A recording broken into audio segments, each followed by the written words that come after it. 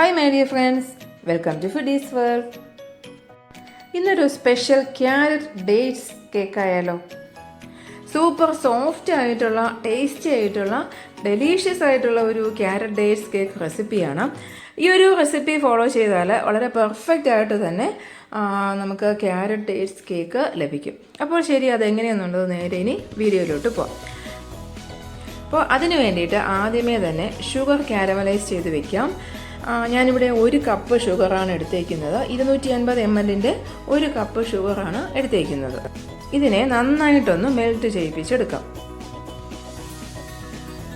ഇത് മെൽറ്റ് ചെയ്യുമ്പോൾ ഫ്ലെയിം തീരെ ലോ ആയിരിക്കണം. പിന്നെ കൈ എടുക്കാതെ തന്നെ ഇങ്ങനെ ഇളക്കി കൊടുക്കണം.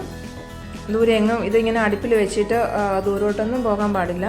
അപ്പോൾ നല്ല ഒരു ബ്രൗൺ കളർ ആകുന്നത് വരെ ഇളക്കി കൊടുക്കാം. ഈ ഒരു കളറ് പോരാ, കുറച്ചുകൂടി ഒന്ന് ഡാർക്കായിട്ട് കിട്ടണം. ഈ ഒരു കളറാണ് അതിൻ്റെ ഒരു കറക്റ്റ് പാകമെന്ന് പറയുന്നത്. ഇനി ഇതിലേക്ക് ഞാൻ ഒരു 1/2 കപ്പ് വെള്ളം കൂടി ചേർത്ത് കൊടുക്കുന്നുണ്ട്.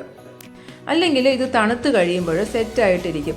അപ്പോൾ അങ്ങനെ ഉണ്ടാകാതിരിക്കാനാണ് ഒരു 1/2 കപ്പ് വെള്ളം കൂടി ചേർത്ത് കൊടുക്കുന്നത്. നന്നായിട്ടൊന്ന് യോജിപ്പിച്ച് നമുക്കിതിനെ ഒന്ന് മാറ്റി വയ്ക്കാം. അടുത്തതായിട്ട് ഒരു ബൗളിൽ ക്യാരറ്റ് ഗ്രേറ്റ് ചെയ്തത്, അത് ഞാൻ 1 കപ്പ് ക്യാരറ്റ് എടുത്തിട്ടുണ്ട്, ചെറുതായിട്ട് ഗ്രേറ്റ് ചെയ്തെടുത്തത്. അതിലേക്ക് 1/2 കപ്പ് ഈന്തപ്പഴം, അത് ചെറുതായിട്ട് നുറുക്കിയത്. പിന്നെ അതിലേക്ക് എടുക്കുന്നത് ഒരു 1/4 കപ്പ് കാഷ്യൂ നട്ട്, അതും ചെറുതായിട്ട് നുറുക്കിയത്. ഇതിലേക്ക് ഒരു 2 ടേബിൾ സ്പൂൺ മൈദ മാവും കൂടി ഇട്ട് കൊടുക്കണം. അല്ലെങ്കിൽ നമ്മൾ കേക്കിൻ്റെ ബാറ്ററിൽ ഇത് ആഡ് ചെയ്യുമ്പോൾ ഇതെല്ലാം കൂടി താഴോട്ട് അടിഞ്ഞു പോകാൻ ചാൻസ് ഉണ്ട്. അപ്പോൾ അങ്ങനെ ആകാതിരിക്കാനാണ് ഇതിലേക്ക് ഒരു 2 ടേബിൾ സ്പൂൺ മൈദ മാവും കൂടി ചേർത്ത് നന്നായിട്ടൊന്ന് മിക്സ് ചെയ്ത് വയ്ക്കാം. കഴിഞ്ഞു, ഇത്രയേ ഉള്ളൂ. ഇനി അടുത്തതായിട്ട് ഡ്രൈ ഇൻഗ്രീഡിയൻസ് ആയ മൈദ മാവ്, അതെന്ന് വെച്ചാൽ ഞാൻ 1/2 കപ്പ് മൈദ മാവാണ് എടുത്തേക്കുന്നത്. ഇതിലേക്ക് 1 ടീസ്പൂൺ ബേക്കിംഗ് പൗഡർ, 1/4 ടീസ്പൂൺ ഉപ്പ്, ബേക്കിംഗ് സോഡ ഞാൻ ചേർത്തിട്ടില്ല, 1/4 ടീസ്പൂൺ ഉപ്പ്, പിന്നെ 1 ടീസ്പൂൺ കറുകപ്പട്ട പൊടിച്ചെടുത്തത്, അത് നന്നായിട്ട് പൊടിച്ചെടുത്തതാണ്, അതും കൂടി ചേർത്തിട്ടുണ്ട്. എന്നിട്ട് നന്നായിട്ടൊന്ന് സീവ് ചെയ്ത് വയ്ക്കാം. ഒരു 3 പ്രാവശ്യം നന്നായിട്ടൊന്ന് സീവ് ചെയ്യാം. അപ്പോഴെന്തെങ്കിലും കട്ടകളൊക്കെ ഉണ്ടെങ്കിൽ നമുക്കത് മാറ്റാൻ പറ്റും. അപ്പോൾ ഇത് ഇവിടെ ഇരിക്കട്ടെ.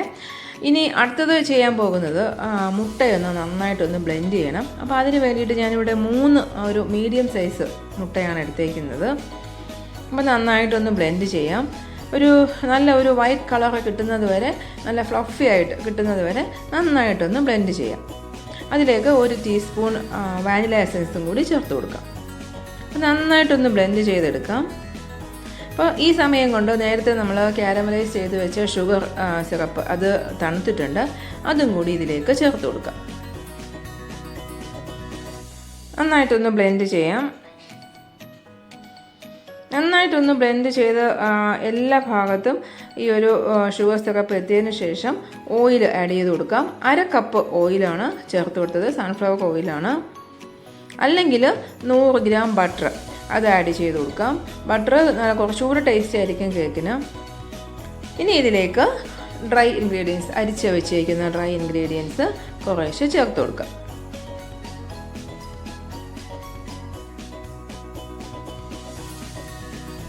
അതും കഴിഞ്ഞതിന് ശേഷം നേരത്തെ തയ്യാറാക്കി വെച്ചേക്കുന്ന ക്യാരറ്റിൻ്റെ ഡേറ്റ്സിൻ്റെ ആ ഒരു കൂട്ട് അതും കൂടി ചേർത്ത് നന്നായിട്ടൊന്ന് മിക്സ് ചെയ്യാം.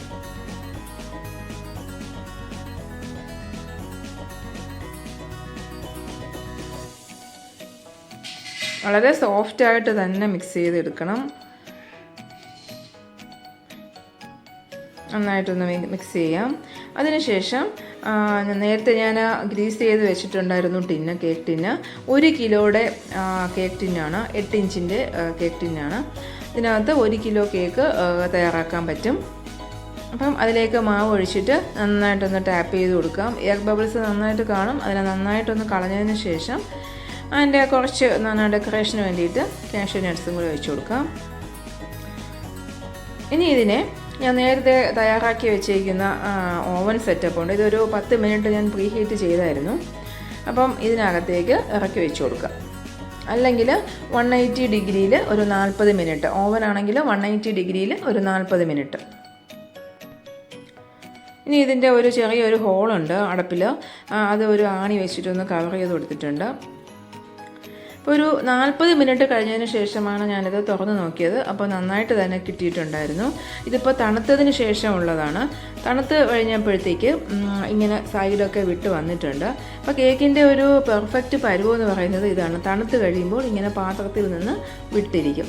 ഇത് എന്താണ്, പാത്രത്തിലേക്ക് ജസ്റ്റ് ഒന്ന് കമഴ്ത്തിയപ്പോൾ തന്നെ വീഴുന്ന് കിട്ടി. വളരെ പെർഫെക്റ്റ് ആയിട്ട് തന്നെ കേക്ക് കിട്ടിക്കഴിഞ്ഞു. അപ്പോൾ കേക്കിന് ഈ ഒരു കളറിന് വേണ്ടിയിട്ടാണ് ഞാൻ ഷുഗർ കാരമലൈസ് ചെയ്തെടുത്തത്. അപ്പോൾ ഷുഗർ അങ്ങനെ തന്നെ സാധാരണ രീതിയിൽ ചേർത്ത് കഴിഞ്ഞാൽ കേക്കിന് ഈ ഒരു കളർ കിട്ടില്ല. നല്ല സോഫ്റ്റ് ആയിട്ടുള്ള കേക്ക് തന്നെ കിട്ടിയിട്ടുണ്ട്. ഇനി ഇതിനെ ഒന്ന് കട്ട് ചെയ്ത് കാണിക്കാം.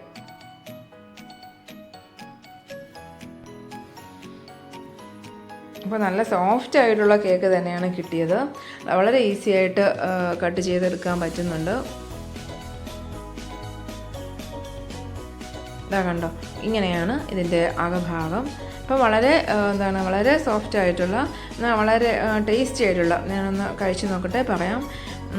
വളരെ ടേസ്റ്റി ഉണ്ട്, നല്ല ടേസ്റ്റി ഉണ്ട്, നല്ല പെർഫെക്റ്റ് ആയിട്ട് കിട്ടിയിട്ടുണ്ട്. അപ്പോൾ ഈ ഒരു റെസിപ്പി ഫോളോ ചെയ്താൽ വളരെ പെർഫെക്റ്റ് ആയിട്ടുള്ള ക്യാരറ്റ് ഡേറ്റ്സ് കേക്ക് കിട്ടും. ഇതിൻ്റെ ഇൻഗ്രീഡിയൻസ് ഞാൻ ഡിസ്ക്രിപ്ഷൻ ബോക്സിൽ കൊടുത്തേക്കാം. അപ്പോൾ ഈ കേക്ക് ഇതുപോലെ ഉണ്ടാക്കി നോക്കിയതിന് ശേഷം നിങ്ങളുടെ അഭിപ്രായങ്ങൾ കമൻറ്റ് ബോക്സിലൂടെ അറിയിക്കും. അപ്പോൾ ശരി, ഇനി നല്ലൊരു വീഡിയോയുമായി വരും വരേക്കും ബൈ.